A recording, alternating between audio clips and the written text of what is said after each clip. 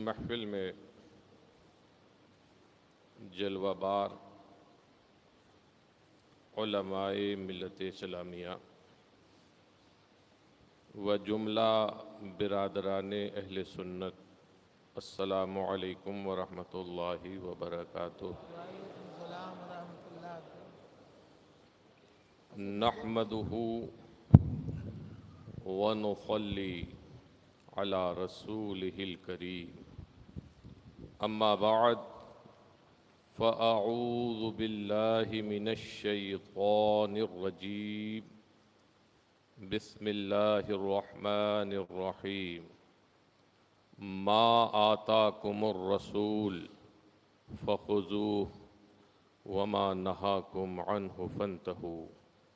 آمنت باللہ صدق اللہ العظیم وبلغنا رسوله النبی الامین المتین الکریم، ونحن على ذلك لمن الشاہدین والشاکرین والحمد للہ رب العالمین۔ یا الہی رحم فرما مصطفیٰ کے واسطے، یا رسول اللہ کرم کیجے خدا کے واسطے، مشکلیں حل کر شہ مشکل کشا کے واسطے، کربلائیں رد شہید کربلا کے واسطے، سید سجاد کے صدقے میں ساجد رکھ ہمیں، علم حق دے باقر علم خدا کے واسطے، اور قادری کر قادری رکھ قادریوں میں اٹھا، قدر عبد القادر قدرت نما کے واسطے۔ یا رسول اللہ انظر حالنا، یا حبیب اللہ اسمع قالنا، اننی فی بحر ہم مغرق خذ یدی سہل لنا اشکالنا، غوث اعظم بمن بے سر و ساما مدد، قبل دی مدد کعبہ ایمان مدد، انتظار کرم تست من عینی را، اے خدا جویو خدا بینو خدا دام مدد۔ آئیے ہم اور آپ سب مل کر سب سے پہلے حضور سید المرسلین طٰہٰ و یاسین فخر آدم و بنی آدم مالک رقاب اللہ کے حبیب جناب احمد مجتبیٰ محمد مصطفیٰ روح فدا علیہ التحیۃ والثناء کی بارگاہ بے کس پناہ میں درود پاک کا نذرانہ پیش کریں، پڑھیں اللہم صلی علی سیدنا مولانا محمد معدن الجود والکرم وآلہ وبارک وسلم۔ عزیزان گرامی، ماشاءاللہ بڑی خوبصورت محفل ہے، یہ جگہ ہی خوبصورت ہے اور جگہ ہی بڑی مبارک ہے، بے شک بے شک۔ اور ان محفلوں کے لیے یہی جگہ سب سے مناسب ہے۔ سبحان اللہ۔ میری تو خواہش یہ رہتی ہے کہ پروگرام مسجد میں ہو، اس کا ایک فائدہ یہ ہے کہ وہ جو بیکار کے خرچے ہوتے ہیں، اخراجات، وہ بچ جاتے ہیں، اور جس اطمینان اور سکون کے ساتھ اور توجہ کے ساتھ اس وقت آپ سن رہے ہیں، میدان میں یا کسی روڈ پر یہ اطمینان اور یہ جو ہے توجہ نہیں ہو سکتی۔ بے شک۔ اور یہ نعت پاک مصطفیٰ کا سننا، یہ ذکر کی محفلیں، یہ ایمان کے لیے ٹونک کا کام کرتی ہیں۔ سبحان اللہ۔ ایمان اس سے جلا پاتا ہے۔ کسی مریض کو، مریض سے مراد بد عمل کو لے آؤ محفل میں، معاذ اللہ اگر شراب نوشی کرتا ہے یا کسی دوسرے بد فعل میں ہے وہ، اور رب کی بارگاہ میں عرض کر دو کہ مولا اس محفل کی برکت سے اس کو اس گندگی سے نکال دے، تو انشاءاللہ اس کا دل ستھرا ہو جائے گا سبحان اللہ، اور وہ گناہ سے تائب ہو جائے گا۔ سبحان اللہ، تو وقت کافی ہو گیا، ویسے تو کوئی وقت نہیں ہے، اس وقت تو جلسے شروع ہوتے ہیں، مگر یہ بہت جلدی ابتدا اس کی ہو گئی، اور ساتھ ہی میرے ساتھ کچھ معاملہ ہے۔ اب میں کیا اس کو بیان کروں، اور مجھے لا کر بھی یہاں بٹھالا، خیر بیٹھنا بیکار نہ گیا اور طبیعت محظوظ ہوتی رہی، مگر بہرحال طبیعت پر تکان ہے، جتنی دیر مجھ سے ہو سکا میں آپ کو کچھ سناؤں گا۔ ایک مرتبہ اور نبی کی بارگاہ میں ہدیہ درود و سلام پیش کریں، پڑھیں اللہم صلی علی اللہم صلی علی سیدنا سیدنا مولانا مولانا محمد محمد معدن وبارک الجود وسلم والکرم صلاة وآلہ وسلام وبارک علیک وسلم۔ یا رسول اللہ۔ یہ مصطفیٰ جان رحمت کی محفل ہے، ہر محفل ہی انہی کی ہے۔ بے شک، غلام کا بھی تذکرہ ہو تو آقا کا تذکرہ ہو ہی سبحان جاتا ہے، اللہ، مصطفیٰ جان رحمت کے ذکر کے بغیر تو ہماری محفل ہوتی ہی نہیں، بے شک، بلکہ عبادت نہیں ہوتی، حق ہے، اس لیے کہ اللہ نے فرما دیا کہ میں نے اپنے محبوب کو اپنے نام کے ساتھ اس کے نام کو ضم فرما دیا کہ ایسا نہ ہو، یہ ہو ہی نہ سکے کہ میرا ذکر ہو اس کا ذکر نہ ہو۔ سبحان تو اللہ، اللہ نے یہ انتظام فرما ہی دیا ہے، اور ہم اہل سنت کی محفل تو مصطفیٰ جان رحمت کے ذکر پر ہی اس کی ابتدا ہوتی ہے اور انتہا ہوتی ہے۔ درود پاک پڑھیں صلی اللہ علیہ نبی الامی وآلہ صلی اللہ تعالی علیہ وسلم، صلاۃ و سلام علیک یا رسول اللہ۔ امام اہل سنت سیدنا اعلیٰ حضرت بارگاہ رسالت میں عرض کرتے ہیں کہ اللہ کے پیارے حبیب، آپ کا مقام ہے کہاں؟ عرش کی عقل بھی پریشان، عرش کی بلندیاں آپ کے مقام کو نہ پا سکیں، آسمان کی بلندیاں بھی جو ہے وہ حیران و پریشان ہیں، تو اے مصطفیٰ جان رحمت، عرش کی بلندیاں آپ کے مقام کو نہ پا سکیں، آسمان کی بلندیاں، تو اے مصطفیٰ جان رحمت آپ کا مقام ہے کہاں؟ عرض کرتے ہیں عرش کی عقل دنگ ہے،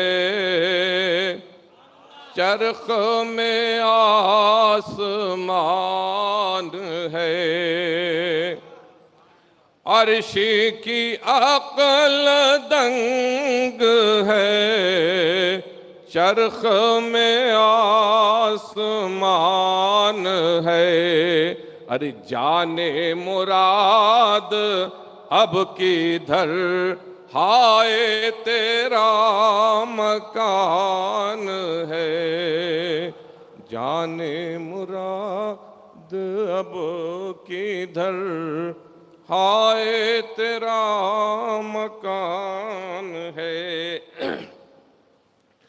عرش پہ تازہ چھیڑ چھاڑ، فرش پہ طرفہ دھوم دھام، ارے کان جدھر لگائیے تیری ہی داستان نعرہ تکبیر، نعرہ رسالت، فیضان اعلی حضرت حضور علامہ سلمان رضا خان صاحب قبلہ، نعرہ تکبیر، کان جدھر لگائیے تیری ہی داستان ہے، عرش پہ جا کے مرغ عقل تھک کے گرا غشا گیا، مرغ عقل، عقل کو پرندے سے تعبیر کیا ہے، عقل ایک خیال تصور اڑتا ہے نا، ابھی یہاں بیٹھے تصور میں مدینہ شریف پہنچ گئے، ابھی یہاں بیٹھے آسمانوں کی سیر کرنے لگے، تو یہ مرغ عقل کہتے ہیں کہ اس کی پرواز عرش تک پہنچی اور اس مرغ عقل کو غش آ گیا، بے ہوش ہو گیا۔ عرش پہ جا کے مرغ عقل تھک کے گرا غش آ گیا، عرش پہ جا کے مرغ عقل تھک کے گرا غش آ گیا، اور بھی منزلوں پر پہلا ہی آستان ہے، اور بھی منزلوں پر پہلا ہی آستان ہے۔ اور کہتے ہیں کہ تجھ سا سیاہ کار کون، ان سا شفیع ہے کہاں۔ یہ توجہ حاصل کرنا، دیکھو شفاعت میں حصہ بنایا کس خوبی کے ساتھ کہ مریض کی حالت جتنی نازک ہو طبیب اس مریض کی طرف زیادہ توجہ دیتا ہے، اس کو جو ہے وہ کیا کہتے ہیں آئی سی یو میں رکھ دیا جاتا ہے اور ڈاکٹروں کی ٹیم اس کی نگرانی کرتی ہے۔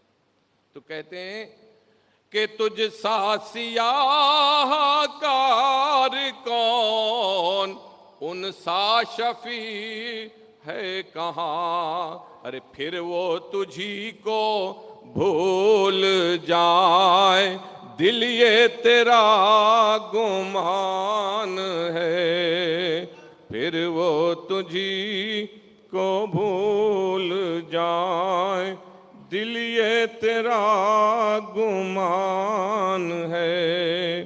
شان خدا نہ ساتھ دے ان کے خرام کا وہ باز، شان خدا نہ ساتھ دے ان کے خرام کا وہ باز۔ کن کے خرام؟ خرام کہتے ہیں آہستہ چلنے کو، مصطفیٰ جان رحمت کے خرام کو۔ باز ایک جسے ایگل کہتے ہیں، وہ نہایت، اور اس کو آسمانوں کا بادشاہ بولا جاتا ہے۔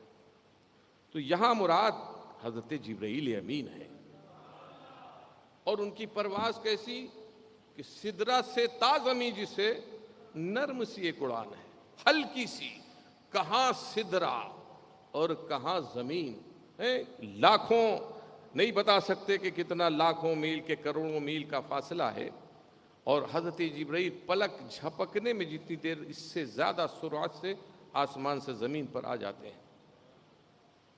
مینا کی وادی میں حکم ہوا،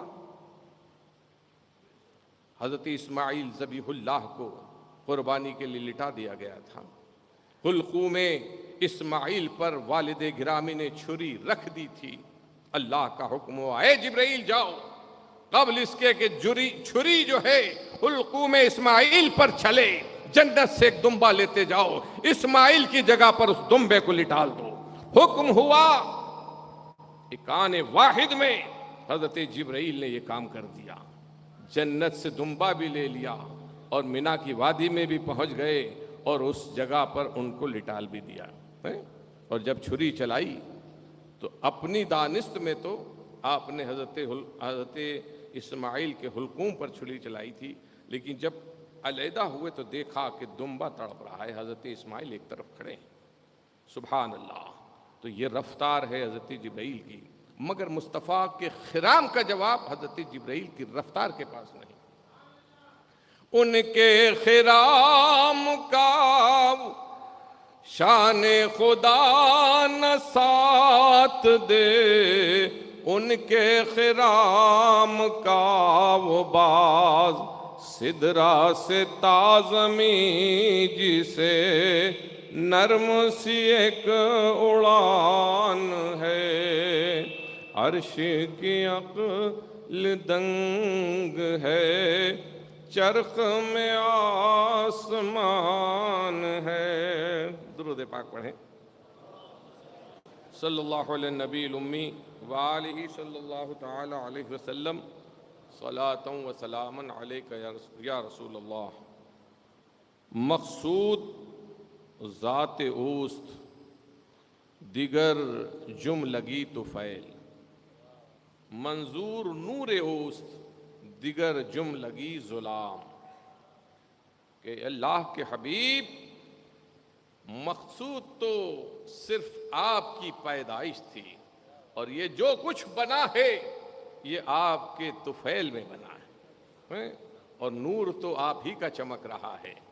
آپ کے علاوہ جو ہے جو کچھ ہے وہ تاریک ہے. اس لیے کہ جو کچھ چمک رہا ہے وہ مصطفیٰ جان رحمت کے نور کا صدقہ ہے. اور سب سے پہلے اللہ نے اپنے نور سے نبی کے نور کو بنایا. وہ خود فرماتے ہیں اللہ نے سب سے پہلے میرے نور کو پیدا فرمایا اور میرے نور سے ساری کائنات کو بنایا. کل خلائق من نوری وانا من نور اللہ. اور مصطفیٰ جان رحمت صلی اللہ تعالی علیہ وسلم دنیا میں آئے نہیں ہیں، آخری نبی ہیں، مگر جتنے نبی آئے مصطفیٰ کا تذکرہ کرتے رہے. اس لیے کہ اللہ نے وعدہ لے لیا تھا کہ تم اگر ان کا زمانہ پاؤ تو ان پر ایمان لانا اور ان کی اطاعت کرنا. تو حضرت آدم علیہ نبینا علیہ الصلاۃ والسلام جب جنت سے دنیا کی طرف تشریف لائے تو اب استغفار کر رہے ہیں، معافی چاہ رہے ہیں. چوک ہو گئی مگر بات سنی نہیں جا رہی ہے، دعا قبول نہیں ہو رہی. ایک دن حضرت آدم علیہ نبینا علیہ الصلاۃ والسلام نے بارگاہ رب العزت میں عرض کیا، اے پروردگار میں تجھے محمد کا واسطہ دیتا ہوں صلی اللہ تعالی علیہ وسلم، تو مجھے میری مغفرت فرما دے، مجھے معافی دے دے. تو ندا آئی کہ آدم تو نے محمد کو پہچانا کیسے صلی اللہ تعالی علیہ وسلم.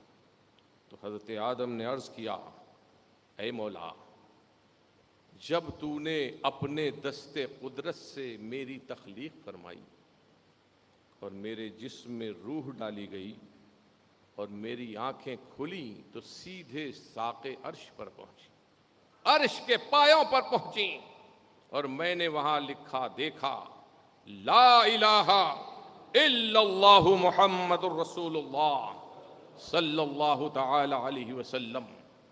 تو میں نے جان لیا کہ وہ ضرور یہ نام کسی ایسے کا ہے کہ جو تجھے سب سے زیادہ پیارا اور عزیز ہے، اسی لیے تو نے اس کے نام کو اپنے نام کے ساتھ ضم فرمایا ہے. تو ندا آئی کہ آدم تو نے سچ کہا کہ یہ میرا سب سے پیارا اور عزیز ہے. آج تو نے اس کے نام کے واسطے سے مجھ سے مغفرت طلب کی ہے تو میں تجھے معافی دیتا ہوں. اور ارشاد ہوا تو نے اپنی جو ہے معافی چاہی، اگر سارے لوگوں کی معافی چاہتا تو اس نام کی برکت سے میں سب کی مغفرت فرما دیتا. نعرہ تکبیر، نعرہ رسالت، علماء اہل سنت. میں نے آیت کریمہ کی تلاوت کی، ما آتاکم الرسول فَخُذُوهُ وَمَا نَهَاكُمْ عَنْهُ فَانْتَهُوا. رسول تمہیں جو دیں لے لو، جس سے روک دیں رک جاؤ. تو اس سے نبی کے اختیار کا پتہ چل رہا ہے کہ نہیں؟ ہم اہل سنت کا عقیدہ ثابت ہو رہا ہے کہ نہیں؟ ہم کہتے ہیں نبی مجبور نہیں بلکہ مختار ہے. تو یہ آیت کریمہ بھی بول رہی ہے کہ نبی مجبور نہیں ہے بلکہ مالک و مختار ہے. وہ ایسا دینے والا ہے کہ आला हजरत कहते हैं, वाह क्या जूदो करम है शह बथा तेरा, नहीं सुनता ही नहीं मांगने वाला तेरा, धारे चलते हैं अता के वो है कतरा तेरा, तारे खिलते हैं सखा के वो है जर्रा तेरा। और हजरत उस्ताद ज़मन कहते हैं, मुरादें मिल रही हैं, मुरादें मिल रही हैं, शाद शाद उनका सवाली है, लबों पर इल्तिजा है, हाथ में रोज़े की जाली है। और बशर हो या मलक, बशर इंसान, मलक फरिश्ता, बशर हो या मलक, जो है तेरे दर का सवाली है, तेरी सरकार वाला है, वाला माने बुलंद, तेरी सरकार वाला है, तेरा दरबार आली है, तेरी सरकार वाला है, तेरा दरबार आली है। फ़कीरो बेनवाओ अपनी अपनी झोलियाँ भर लो, कि बाड़ा बट रहा है फैज़ पर दरबार आली है। सुभान अल्लाह। और आला हज़रत कहते हैं कि मंगता का हाथ उठते ही दाता की देन है, मंगता का हाथ उठते ही दाता की देन है, दूरी कबूल अर्ज में बस हाथ भर की है। क्यों उसकी गली में वो रवादारे सदा हो, जो भीख लिए खुद राहे गदा देख रहा। मैं आला हजरत ने अल अमन वल उला में मुस्तफ़ा जान रहमत को एक के इख्तियारात को साबित किया है आयात से, कुरानी आयात से और अहादीस मुबारका से। तो उसमें एक हदीस पाक ये भी नकल की है कि कैसा इख्तियार, मुस्तफ़ा शरीयत के हुक्म में तब्दीली का इख्तियार रखते हैं। हराम को मुस्तफ़ा जाने रहमत अल्लाह के दिए हुए इख्तियार से हलाल फरमा दें, तो जिसके हक़ में हलाल फरमा दें उसके हक़ में हलाल हो जाए, और हराम को जिसके हक़ में हलाल फरमा दें उसके हक़ में हलाल हो जाए। देखिए रोज़े का कफ़ारा क्या है?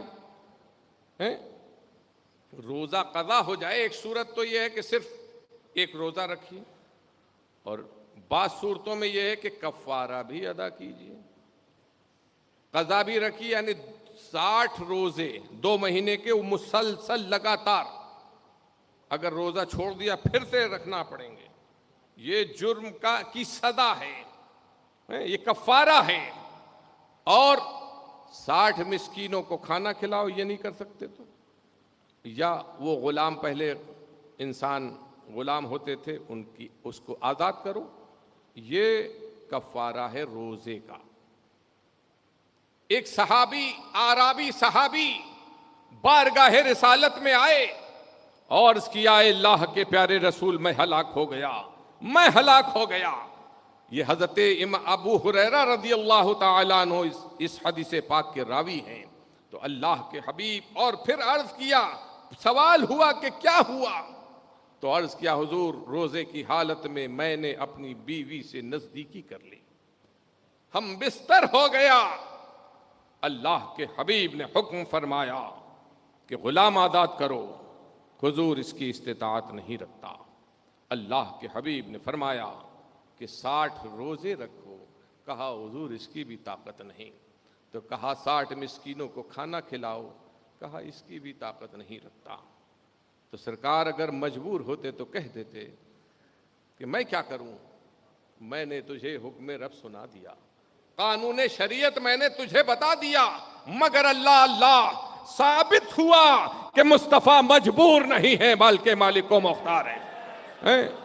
अब कहते हैं वहां एक सहाबी आए और 2.25 मन खजूरें तोहफे में सरकार की बारगाह में पेश की। सुभान अल्लाह। अब अल्लाह के हबीब ने इरशाद फरमाया उन सहाबी से कि जाओ इन खजूरों को ले जाओ और मसाकीने मदीना पर खर्च कर दो, तकसीम कर दो, तुम्हारा कफारा अदा हो जाए। सुभान अल्लाह। वो सहाबी कहते हैं, ए अल्लाह के हबीब, देखो सहाबा जानते थे, सहाबा का ये अकीदा इससे पता चल रहा है कि वो समझते थे कि मुस्तफ़ा जो फरमा देंगे وہی اللہ کا قانون ہے۔ اللہ سبحان ہیں؟ کہا اللہ کے پیارے حبیب کیا کوئی گھر ہم سے زیادہ مسکین ہے؟ مدینے کی آبادی میں ہم سے بڑا بھی کوئی مسکین ہے؟ مطلب یہ تھا کہ سب سے بڑے مسکین ہم ہیں۔ اللہ کے حبیب نے ان کی صدا پر تبسم فرمایا۔ سبحان اللہ حدیث پاک کے الفاظ ہیں کہ اس کا مفہوم بیان کر رہا ہوں کہ تبسم سرکار کے چہرے اقدس پر کھل گیا اور دانتوں کی سفیدی ظاہر ہو گئی، سبحان اللہ اور ارشاد فرمایا فَاذْهَبْ فَاطْعِمْهُ أَهْلَكَ کہ جاؤ ان کھجوروں کو لے جاؤ اور اپنے اہل خانہ کو کھلا دو، تمہارا کفارہ ادا ہو گیا۔ سبحان اللہ اعلیٰ حضرت کہتے ہیں کہ یہ سب ڈسٹرب ہو جاتا ہے، اس میں تاخیر جب ہو جاتی ہے، گرمی بھی ہے یہاں، اس سے ذہن الجھتا ہے۔ چلیے پڑھیے درود پاک صلی اللہ علیہ النبی الامی وآلہ صلی اللہ تعالی علیہ وسلم صلاۃ و سلاما علیک یا رسول اللہ۔ میں ڈانٹ نہیں مارتا، جانے والوں سے کہتا نہیں کہ بیٹھ جاؤ، کیوں جا رہے ہو، سمجھتا ہوں کہ ضرورت ہے، آدمی کچھ آج کل بیماریاں گھیرے ہوئے ہیں، کیا تکلیف ہے، کسی کو استنجے کی حاجت ہے، کسی کو بھوک ہے، کوئی جو ہے وہ شوگر کا مریض ہے، بہرحال لیکن زیادہ بہت لمبی محفل نہیں ہونا چاہیے، محفل مختصر، تاکہ دل جمعی کے ساتھ ذکر کی محفل ہے، تبھی اچھی طبیعت سے سنا جائے تو زیادہ بہتر ہے۔ تو درود پاک صلی اللہ علیہ النبی الامی وآلہ صلی اللہ تعالی علیہ وسلم محمد صلی اللہ صلاۃ و سلاما علیک یا رسول اللہ۔ تو اعلیٰ حضرت کہتے ہیں کہ گناہ کا کفارہ ایسا تم نے کبھی نہ سنا ہوگا کہ یہ مصطفیٰ جان رحمت کی بارگاہ رحمت ہے، مصطفیٰ پیارے کی بارگاہ رحمت ہے کہ جہاں سزا کو انعام سے بدل دیا جاتا ہے۔ سبحان اللہ مصطفیٰ جان رحمت 2.25 من کھجوریں عطا فرما رہے ہیں اور فرما رہے ہیں جاؤ اپنے گھر والوں کو کھلا دو، تمہارا کفارہ ادا ہو گیا۔ اللہ اور یہی مصطفیٰ جان رحمت ہیں۔ کیسا اختیار حضرت سراقہ سبحان اللہ ایک موقع پر آپ نے ارشاد فرمایا اے سراقہ میں تمہارے ہاتھوں میں کسریٰ کے کنگن دیکھتا ہوں۔ اب یہ فرمایا اللہ کے حبیب دنیا سے رخصت ہو گئے، حضرت ابو بکر صدیق رضی اللہ تعالیٰ عنہ کا دور خلافت آیا، وہ بھی تشریف لے گئے۔ اب عمر فاروق اعظم آئے اور دور تک فتوحات ہوئیں، سبحان اللہ اسی میں ایران بھی فتح ہوا، اور وہ بادشاہ وہ کسریٰ جو ہے، وہ کسریٰ لقب ہوتا تھا، وہ نام نہیں ہے، بلکہ اس گدی پر جو بیٹھتا اس کو کسریٰ بولا جاتا۔ تو وہ بادشاہ گرفتار ہوا، مال غنیمت تقسیم ہوا، اب سب بٹ گیا اور وہ کنگن رہ گئے اور حضرت سراقہ رہ گئے۔ حضرت عمر رضی اللہ تعالیٰ عنہ نے حضرت سراقہ کو بلایا اور ان کو پہنانا چاہا، تو انہوں نے عرض کیا حضور یہ سونا تو مرد کی حرام ہے۔ تو حضرت عمر فاروق اعظم نے ارشاد فرمایا اے سراقہ تمہیں محمد رسول اللہ صلی اللہ تعالی علیہ وسلم کا وہ ارشاد گرامی یاد نہیں ہے کہ آپ نے ارشاد فرمایا اے سراقہ میں تمہارے ہاتھوں میں سونے کے وہ کسریٰ کے کنگن دیکھتا ہوں، لہذا تمہارے حق میں یہ حلال ہے۔ تو یہ تخصیص اور یہ رخصت حضرت سراقہ رضی اللہ تعالی عنہ کے لیے تھی۔ تو حضرت امام زرقانی فرماتے ہیں کہ یہ سونا حرام نہیں ہے، بلکہ یہ جو پہنایا گیا تھا یہ اس معجزے کی تحقیق کے لیے تھا ہے نا. صرف اس معجزے کی تحقیق کے لیے سرکار نے ایسا فرمایا تھا، اس کے تحقق کے لیے پہنایا گیا، اس کی تحقیق کے لیے. مگر اعلیٰ حضرت کہتے ہیں، اعلیٰ اقول، میں کہتا ہوں کہ اے فاضل کبیر الشان، اللہ کے حبیب نے ان کنگنوں کو حضرت سراقہ کے لیے جو حلال فرمایا تھا، اگر حلال نہ فرمایا ہوتا تو حرام کیا ہے؟ کہتے ہیں یہ لبس، یہ پہننا ہی تو حرام ہے. سمجھے نہیں؟ پہننا ہی تو حرام ہے. معجزہ تو یہ ہے کہ سرکار نے فرمایا تھا کہ سونے کے کنگن دیکھتا ہوں تمہیں سونے کے کنگن پہنائے جائیں گے. یہ تو معجزہ ہو گیا سرکار کا. اب اس کے تحقق کے لیے ان کو پہنایا گیا. یہ پہنانا ہی تو حرام ہے. اگر یہ حلال نہ کیا ہوتا آقا علیہ الصلوۃ والسلام نے تو یہ پہنانا کب جائز ہوتا؟ پہنانا حضرت عمر کا بتا رہا ہے، اور ان کا پہننا اس بات کا پتہ دے رہا ہے کہ مصطفیٰ جان رحمت نے ان کے لیے رخصت دی تھی. اور وہ نتیجہ اس لیے نکال رہے تھے اس بات سے، یہ حکم اس لیے فرمایا کہ کچھ وقت کے بعد ان کنگنوں کو واپس لیا اور بیت المال میں جمع کر دیا. تو کہا یہ استعمال کی صورت نہیں ہے کہ کچھ وقت کے لیے اس معجزے کی تحقیق کے لیے پہنائے گئے تھے کنگن، اور چونکہ حلال نہیں تھی اسی لیے واپس لے لیے گئے اور بیت المال میں جمع کرا دیا گیا. اعلیٰ حضرت کہتے ہیں کہ وہ تخصیص تھی، پہنانا ہی حرام ہے، لیا واپس اس لیے کہ تملیک کا اشارہ حدیث پاک میں نہیں ملتا. یہ ثابت نہیں ہوتا حدیث پاک سے کہ ان کنگنوں کا مالک سراقہ کو کر دیا گیا تھا، لہذا وہ معجزے کی تحقیق کے لیے پہنائے گئے اور جہاں کا مال تھا وہاں واپس کر دیا گیا. یہ اعلیٰ حضرت کہتے ہیں. تو اللہ کے حبیب کو اللہ نے یہ اختیار دیا تھا کہ جس کے لیے جو چاہیں، کسی کو سونے کی انگوٹھی پہنا دی.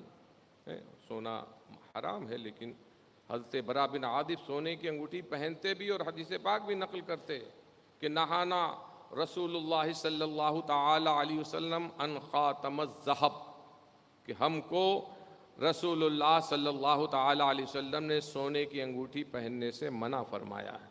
یہ حدیث پاک بھی بیان کرتے اور خود سونے کی انگوٹھی پہنتے بھی. تو عرض کیا گیا کہ یہ آپ کیا کرتے ہیں؟ آپ حدیث پاک بھی بیان کرتے ہیں اور سونے کی انگوٹھی استعمال بھی کرتے ہیں. تو کہا کہ لوگوں، بات یہ ہے کہ ایک موقع پر مال غنیمت اللہ کے حبیب نے تقسیم فرمایا، سب مال تقسیم ہو گیا. اب چند لوگ رہ گئے. سرکار نے چند مرتبہ سر مبارک ہماری طرف اٹھایا اور سر مبارک جھکا لیا، پھر سر مبارک اٹھایا، پھر جھکا لیا، پھر اس کے بعد سہبارہ جو ہے وہ میری طرف دیکھا، مجھے اپنے قریب بلایا اور میرے ہاتھوں کو پکڑا اور میری انگلی میں یہ کہہ کر کہ اللہ اور اس کا رسول جو تمہیں پہنائے وہ پہن لو. تو سونے کی انگوٹھی ان کو پہنائی اور آپ فرماتے کہ اے لوگو، تم مجھ سے یہ کیوں چاہتے ہو کہ جو مجھے اللہ کے حبیب نے یہ کہہ کر پہنایا ہے کہ اللہ اور اس کا حبیب جو تمہیں پہنائے پہن لو، اس کو میں کیسے دور کر سکتا ہوں؟ تو یہ مصطفیٰ جان رحمت صلی اللہ تعالی علیہ وسلم کا اختیار تھا. عزیزان گرامی، آج ہماری بدعملی بڑھتی چلی جا رہی ہے. مجھ سے کہا گیا تھا کہ کچھ نماز کے تعلق سے بھی بول دیں. نماز بہت اہم فریضہ ہے. فرمایا گیا کہ نماز جو ہے وہ جنت کی کنجی ہے، اور نماز ہر حال میں فرض ہے. بالغ ہونے کے بعد بیمار ہو، کیسا ہی بیمار ہو، اٹھ نہیں سکتا، اس پر بھی نماز ہے. کروٹ نہیں لے سکتا نماز فرض ہے، حالت جنگ ہے تو بھی نماز ہے، حالت امن ہے تو بھی نماز ہے، فٹ پاتھ پر لیٹا ہو اس پر بھی نماز ہے، محل میں آرام کرنے والے پر بھی نماز ہے، فاقہ کر رہا ہو اس پر بھی نماز ہے، اور جس کو اللہ نے بہترین غذائیں عطا کی ہوں اس پر بھی نماز ہے۔ کسی حال میں کسی پر نماز معاف نہیں ہے۔ حالت جنگ میں بھی ان سچے نمازیوں نے نمازیں ادا کی ہیں۔ آ گیا عین لڑائی میں اگر وقت نماز، قبلہ روح ہو کے زمیں بوس ہوئی قوم حجاز، ایک ہی صف میں کھڑے ہو گئے محمود و ایاز، نہ کوئی بندہ رہا نہ کوئی بندہ نوا۔ تو نمازیں پڑھیے، مسجدوں کو آباد کیجیے، اور نماز سے پہلے وضو یا غسل ہے، غسل فرض ہے تو غسل ضروری ہے، لیکن اس قدر بے راہ روی ہے اور اس قدر دوری ہے، مسائل شرعیہ سے ناواقفیت اس قدر بڑھی ہوئی ہے کہ وضو کا سلیقہ نہیں۔ وضو میں کتنے فرض ہیں یہ نہیں معلوم، اور کوئی بتا بھی دے تو کہ 4 فرض ہیں، تو پہلا فرض ہے چہرے کا دھونا۔ اب چہرہ کتنا ہے؟ جہاں سے بال جمتے ہیں عادتاً، کسی کے اور نیچے سے جمے تو ان بالوں کا دھونا بھی ضروری ہوتا ہے۔ عادتاً جہاں سے بال جمتے ہیں وہاں سے لے کے تھوڑی کی نیچے تک، ایک کان کی لو سے دوسرے کان کی لو تک، یہ پورا حصہ چہرے میں داخل ہے۔ دوسرا فرض ہے ہاتھوں کا دھونا، تیسرا فرض ہے مسح کرنا، چوتھا فرض ہے پیروں کا گٹوں سمیت ہونا۔ انگلیوں میں انگوٹھیاں کئی ایک انگوٹھی ہونا چاہیے، ایک سے زیادہ چاندی کی 4.5 ماشے سے کم کی، یہ مرد کے لیے حلال ہے۔ اور ڈورا باندھ لیتے ہیں، بہت ناف کے لیے کہتے ہیں ناف، اب اتنا سخت بندھا ہوا نہ غسل ہوتا ہے نہ وضو ہوتا ہے۔ اب غسل نہ ہوا تو اب مسجد میں جانا داخلہ ممنوع، قرآن کی تلاوت، قرآن کا چھونا یہ حرام، تو نماز کیسے ہوگی؟ تو کتنی محرومی ہے کہ محنت کر رہا ہے، وضو کر رہا ہے، بھاگ رہا ہے، وقت دکان بند کر کے جا رہا ہے، لیکن وہ سمجھ رہا ہے کہ میں اللہ کی رحمت مجھ پر ہو رہی، لیکن اللہ کی لعنت اور اللہ کا عتاب اس پر ہو رہا ہے۔ غسل صرف آپ پانی سے نہا لیے یہ غسل نہیں ہے، بلکہ مطالبہ ہے شریعت کا کہ پانی کیسا ہونا چاہیے۔ پانی میں ہاتھ ڈوب گیا بے دھلا تو پانی اگر ناپاک ہے تو ہاتھ ناپاک ہے تو پانی بھی ناپاک ہو گیا، اور اگر ناپاک نہیں ہے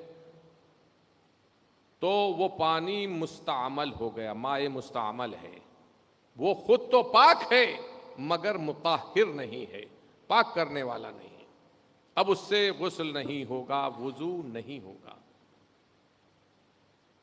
باتھ روم میں لوٹا جو ہے وہ نیچے، وہی بالٹی رکھی ہوتی ہے، ایک مگ رکھا ہوتا ہے، اب وہ مگ نیچے رکھا ہے، وہ اٹھا کے بالٹی میں ڈال دیا، نتیجہ یہ ہوا کہ وہ پانی بھی ناپاک، وہ بالٹی بھی ناپاک، اب اس سے استنجا کیا تو بطن بھی ناپاک، اور وہ تری کپڑوں پر لگی تو کپڑے بھی ناپاک، ان کپڑوں میں دوسرے کپڑے ملے تو وہ کپڑے بھی ناپاک، گندگی پھیلتی چلی گئی۔